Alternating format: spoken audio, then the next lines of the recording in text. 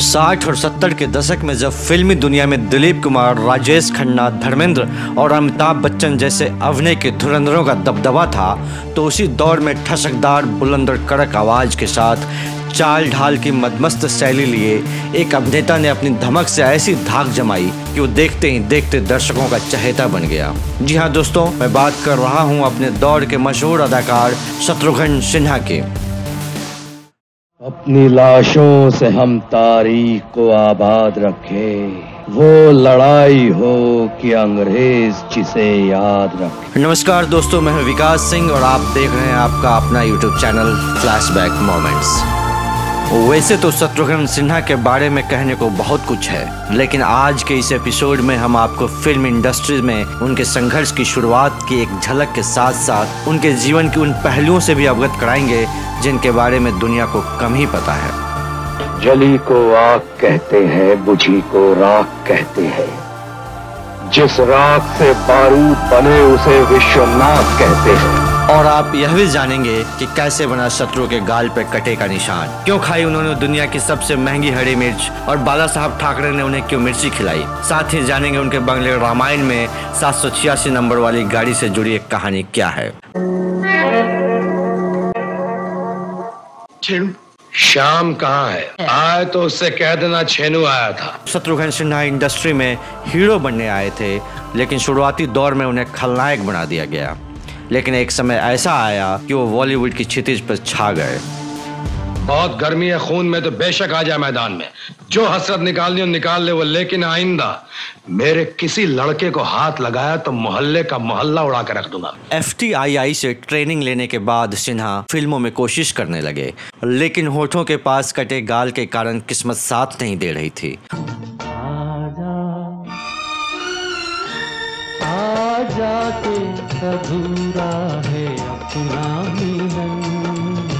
उनकी कटी गाल के बारे में अफवाह यह थी कि कॉलेज में झगड़े के दौरान चाकू लगने का था परिणाम। तेरे प्यार को तरसे मेरा मन, आजा। लेकिन एक इंटरव्यू में उन्होंने बताया कि बचपन की शरारत का नतीजा है उनके चेहरे पर बने कटे का निशान। किसी चाकू का या किसी लड़ाई झगड़े का नहीं है, तो मुझे खुद भी याद नहीं है। मैं शायद 2 साल, 2.5 साल, 3 साल का होऊंगा।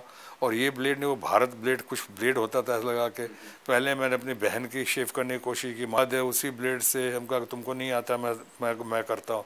मैंने अपना किया, अपना शेव कर जो बताया ये किस्सा, और ये यहाँ पर अटक गया, यहाँ कटा, खून, चिल्लाना। कटे चेहरे से परेशान होकर एक समय वो प्लास्टिक सर्जरी तक कराने की सोचने लगे, लेकिन देवानंद साहब ने उन्हें ऐसा करने से मना किया।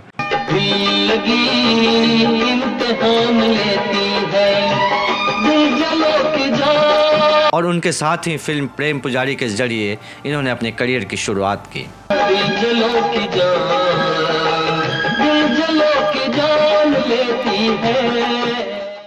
शत्रुघ्न सिन्हा ने हर किरदार को इतनी खूबी से निभाया कि रातों रात वो प्रोड्यूसर्स की पहली पसंद बन गए।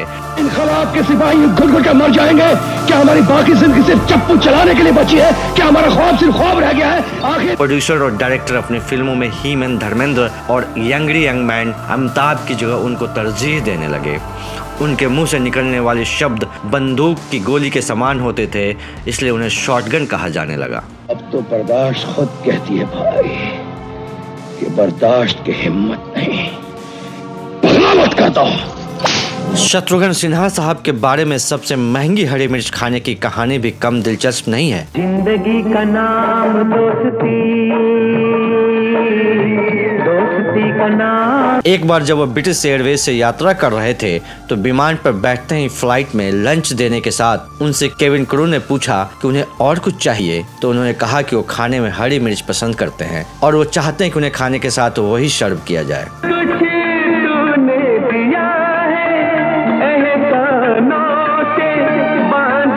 केविन क्रू ने हरी मिर्च लाने में असमर्थता जताई, लेकिन शत्रुघ्न जिद पे अड़ गए और फ्लाइट से उतरने की धमकी दे दी। अंततः उनके लिए मिर्च का इंतजाम करना ही पड़ा।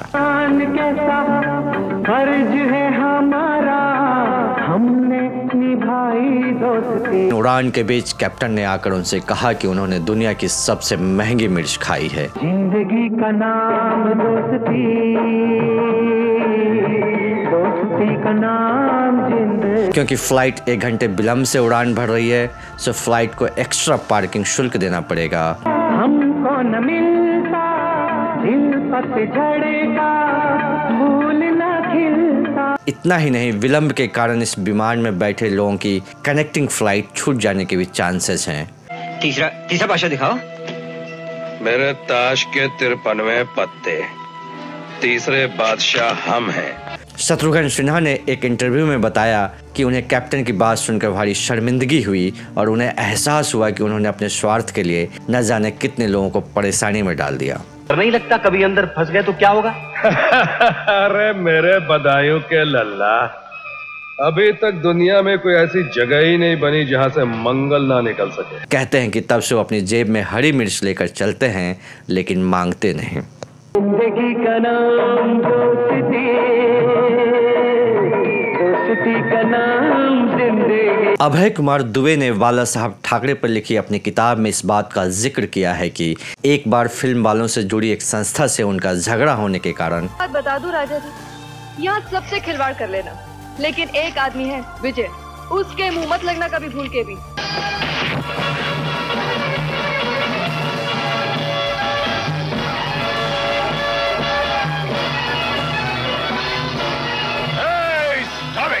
सुलह के मकसद से शत्रुघ्न सिन्हा बाला साहब ठाकरे के घर गए थे, तो लंच में परोसी गई उनकी थाली में ठाकरे साहब ने स्पेशली हरी मिर्च रखवाया था। चाहे दुश्मन ज़माना हमारा सलामत रहे। मिर्च के सामने आते ही माहौल की कड़वाहट दूर हो गई और बात हंसते हंसते ही सुलझ गई। दोस्ताना हमारा बने चाहे दुश्मन। आत्मविश्वास और स्वाभिमान की पूंजी के बल पर पहचान बनाने वाले शत्रुघ्न सिन्हा आम जीवन में एक सरल इंसान के रूप में जाने जाते हैं। ज़माना हमारा सलामत रहे, दोस्ताना हमारा। उनके जानने वालों का भी कहना है कि उनके जैसा स्वभाव वाला इंसान बहुत कम देखने को मिलता है। हर समय सबकी मदद के लिए तैयार रहना तो कोई उनसे सीखे। He is one of the most caring and responsible persons I have met. But शत्रु जी is one person, अगर उनको आप कोई काम दे दो, कोई जिम्मेवारी दे दो, तो आप यकीन रख सकते हैं कि वो बात पूरी हो जाएगी आपकी। As a friend, he is a fantastic friend. वर्ष 1992 के मुंबई दंगे के दौरान उनकी लाल कार, जिसका नंबर 786 था, एक व्यक्ति को लिए उनके बंगले रामायण में प्रवेश करती है। सरे महफिल मेरा ईमान बेईमान हो गया, ओ यारो अब क्या। जानते हैं वो शख्स कौन था जिसकी जान शत्रुघ्न सिन्हा ने बचाई थी? मेरा कातिल मेरे घर में मेरा मेहमान हो गया, ओ यारो अब क्या। वो शख्स थे दिल्ली के जामा मस्जिद के शाही इमाम बुखारी साहब के भाई। वही होगा जो मंजूरी खुदा होगा, खुदा होगा। ओ यारो अब क्या हो।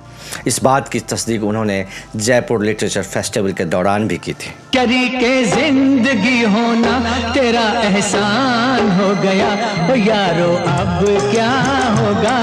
सबकी मदद के लिए हमेशा तैयार रहने वाले शत्रुघ्न सिन्हा गजब के दिलदार भी हैं। जारी ना हो हर नाई, देखी तेरी दिलदारी, दिल देकर बेहतर बैठी दिल। उन्होंने फिल्म कालीचरण के रिलीज होने के बाद 24 घंटे के अंदर ही यूनिट मेंबर्स को उनकी 1 महीने की सैलरी को बोनस के रूप में देने का ऐलान कर दिया था।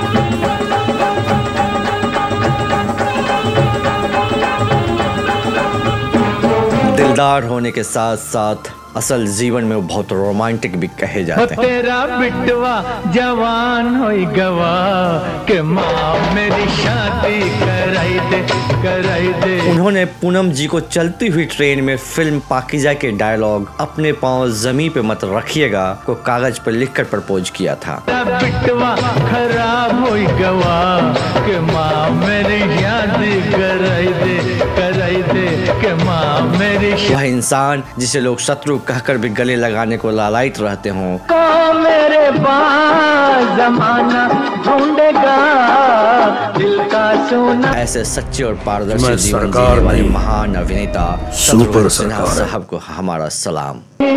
वक्त मेरे गीतों का खजाना ढूंढता। तो दोस्तों, शत्रुघ्न सिन्हा साहब के जीवन के इसी रोमांटिक लम्हों की मोड़ पर आपको छोड़कर इस एपिसोड को खत्म करता हूँ। अगर आपने अब तक अपने इस चैनल को सब्सक्राइब नहीं किया है तो प्लीज़ सब्सक्राइब कर लें। अपने होस्ट और दोस्त विकास सिंह को दीजिए इजाज़त। धन्यवाद, नमस्कार, शुक्रिया।